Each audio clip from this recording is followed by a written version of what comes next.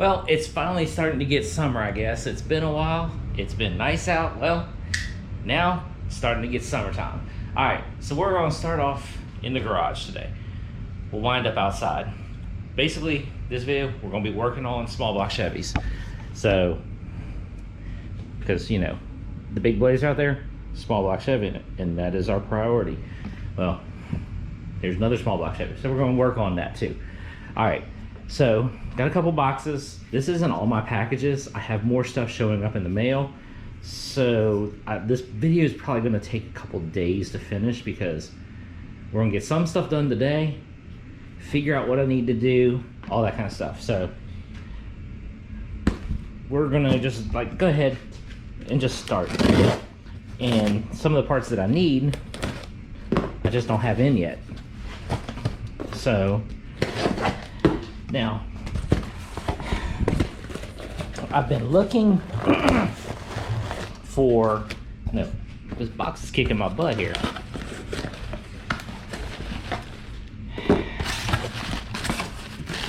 Really? A box inside of a box? Okay. Get this open. Oil filters. So I've been looking for oil filters for small block Chevys. Well, not been having much luck lately. So needless to say, Rock Auto had a deal going on, 6 for $11. So I just ordered a 6-pack. There you go. That was something that I needed, especially with, let me set this up right here. It's gonna be all cattywampus here. Especially with the fact that,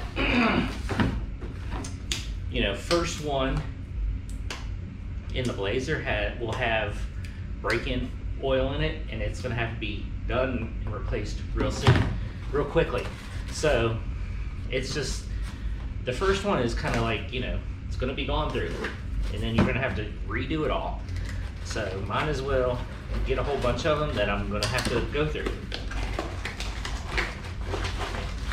All right.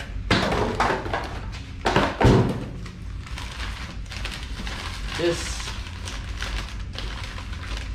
all right, here we go, was all of eBay because they happen to have it the cheapest.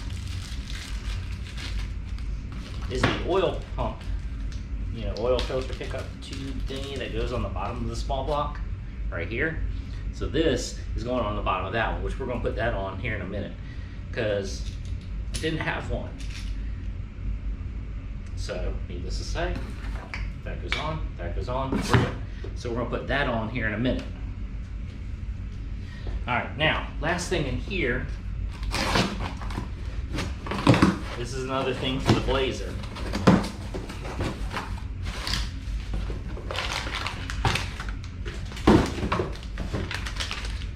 Is, you know, fuel pressure regulator, because remember that thing was fuel injected, so you got to turn it down. So I have a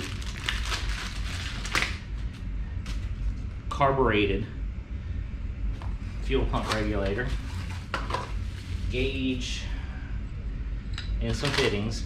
Now the bad thing is this is kind of a universal setup, is I'm pretty sure I'm going to have to redo these fittings and figure out something different just because of how these are versus what I need. But like I said, this is a universal setup from Jags that, like I said, it's universal. So we're gonna have to do a little bit of work, but it's all good. So you got feed in, then you got 2 carburetor, and then this is the return line. So the truck does have, since it's fuel injected, it has a feed, it has a return. So this is a perfect setup for it. So we're good on that. All right, now let's go ahead and get this thing on. We'll put this down there and I'll show you how that goes on. Okay, so let's go ahead and get this piece on right here. Now, throw a little Loctite on the end of the bolts. Then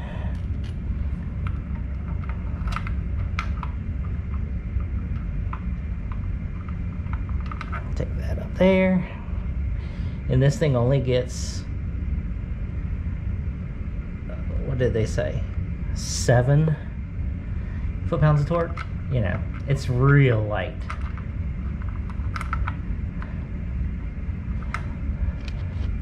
So basically, it's like hand-tight totes.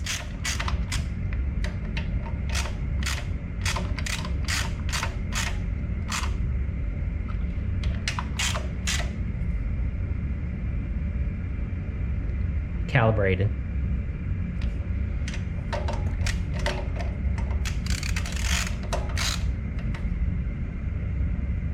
There we go. Now, that's it right there. So, oil pump, or I mean, you know, oil filter goes on here, which we need to clean this. We're gonna wipe that down. So, you got the hole right there. Oil can come in, go back through. There's that done. All right, now let's go ahead and I guess get out on the big blazer. Okay, so it's the next day. I was gonna work on this. We're gonna save that for next video. So what I wanna do is I've been driving my Honda for a few days. Basically, I wanna like go over some pieces and check on a couple pieces.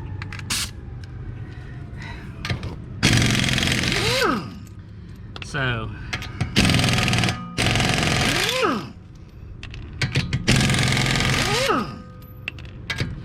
second.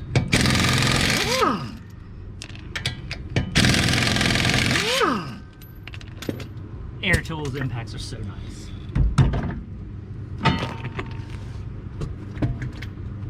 Now, I replaced everything back here on this side.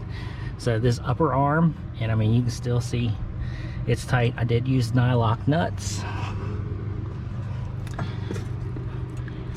Everything there looks good. Let's see.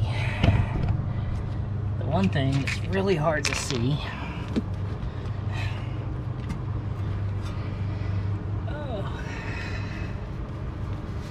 is this, the upper arm right here. I had to replace the upper arm. Yeah, all of that still looks tight, so everything looks good.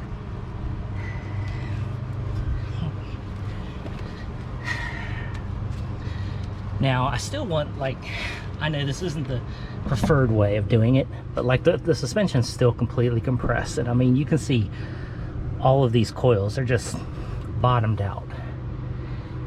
I know cutting coils isn't like the preferred way of doing it, but when all the coils are just sitting on top of each other, it's like, why not? So what I'm probably gonna do,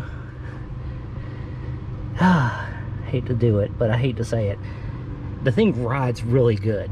I mean, I've been driving, like I said, I've been driving this for a couple of days, even though, you know, these top 1, 2, 3, 4.5 are bound, I guess you could say, and all the suspension is right there. It still rides really good. I'm not complaining at all, but I would love for this to be 1 inch lower.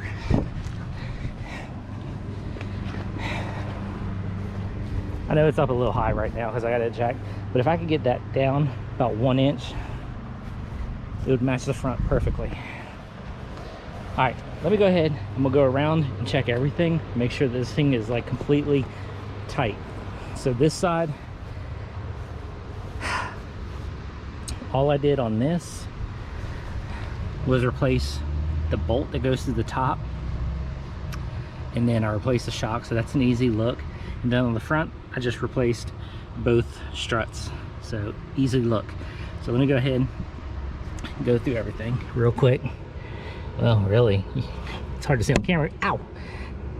I don't have to take this wheel off because I can see it right through there. I love the big spokes. So yeah, this one, and you can grab the shock.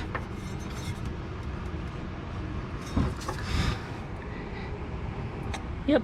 So don't need to take this side off. Now you can't see through the front of this because the bolts for the strut are behind the brakes. So we'll have to take that apart. Okay, so all the nut and bolts on this thing are tight. No issues with it. So, like I said, so it's sitting down on all fours. Like I said, if I could get that back, because the front sits just a little bit higher than, the back sits a little bit higher than the front. So if I could just get that 1 inch, I'd be happy. So what we're going to do, like I said, which we're going to do that, so next video, which I'm going to start tomorrow, is we're going to be working on the Blazer. Is we're going to prime and try to adjust the valves on that in the next video. Getting closer. We'll talk about that in the next video though. But then probably the video after that is we're going to work on this again, try to get this a little lower. Again, like I say, I hate to cut a coil, but since they're already like coil bound, why not? It's not going to hurt anything because they're coil bound, so it's like, doesn't matter. Even though, like I said, these coils are meant for this car. I mean, you know, got them offline from a reputable dealer. They work, but it drives great. Just need it down a little more. Besides that, the only thing that I really want to do to this thing is the headlights. The rust, yes, I need to get the hood tuned up a little bit there, but the headlights need to be cleaned. So I'm gonna have to order me like a headlight cleaning kit for these, because I don't want to buy new headlights. There's no purpose. So headlight cleaning kit for these coming soon, and a little bit lower. But like I say, next video we'll be working on the Blazer. I'll talk about that, what we're going to do in the next video. So I'll catch you then.